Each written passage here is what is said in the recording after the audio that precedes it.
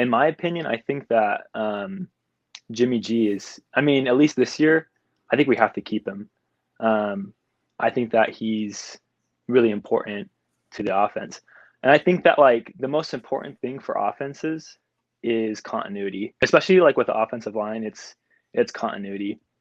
So Okay. I think that like we have to keep Jimmy G so that we can keep the continuity going from Mhm. season to season and season. And I think that that will be important for because I feel like the offense has been kind of stalling a little bit. Well, let me ask you something though. If you want to go stick with Jimmy for the sake of continuity, then when do you go to Trey? When? That's a good question. I was thinking about that too, because like Yeah. I think that there is like a valid um, point to like the money with it all, and I think that you do Yeah. have to go to Trey early in the season. But I Okay. think that like just to get the like, someone was saying earlier that like Kyle Shanahan at the beginning of the season, like the first couple of games or whatever it was, is not like his offense hasn't been great. So I think Mhm. that like the continuity of players would help with Kyle Shanahan and not having his offense stall at the very beginning. So if Jimmy G is in the offense and all those players are coming back, there are some new players obviously, but like I think that with all that continuity, there would be some benefits to the offense. And then later, you can cut or trade or cut or whatever you need to do, Jimmy, to get rid of him. And then I'm pretty sure Melvin Ingram or Justin Houston, I don't know if they're going to get signed before then, but in my opinion, they might still be there early in the Mhm. season. So then you can cut Mhm. him and then sign one of those guys. I don't know. Just an idea.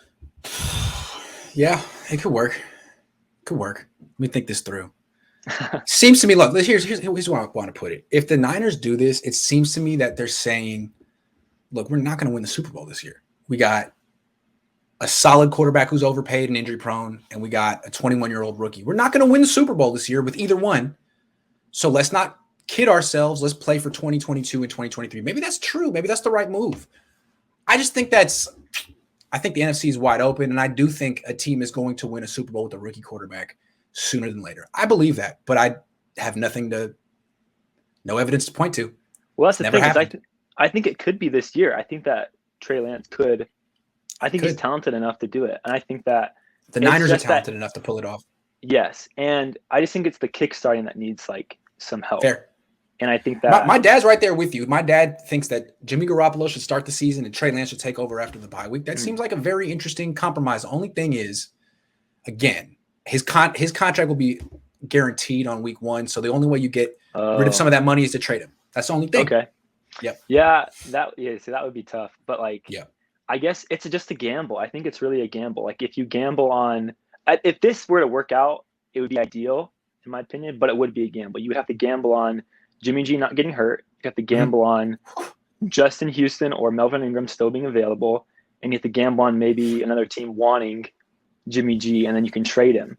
So if Cole, all those things happen, maybe it's pie in the sky. I don't know what. Sorry. Cole, if you could go to Vegas today, all right, and go into the sports book, and some guy, there was a bet on the table saying Jimmy Garoppolo to play 17 games this year. Without even knowing the odds, would you take that bet? Would you want to put money on that outcome? I wouldn't. 17 games. I do think that the offensive line is going to be better with Would Alex you put Mack. money on it? Would you put money on it, Cole? Would you put um, a tenner? I'm not much of a gambler, but Okay, fair enough. I don't Neither am I. think I wouldn't do it. I don't think I Okay, would put money on it, all right. and that's why That's what I'm saying. you trade him before week whatever it is, That's week fine. before the bye. Before the deadline. Before the deadline. Hey, okay. And he'll be cheaper for other teams because you get paid in game checks, and he makes about 1.5 million a game. So if you Mm-hmm. have him for 6 games, and he's easier to move for another team. Okay. Hey, I'm open minded, Cole. Thank you for calling in. I Thank you, appreciate it. appreciate it. All right, man. Take care. You It's the too. last call of the day.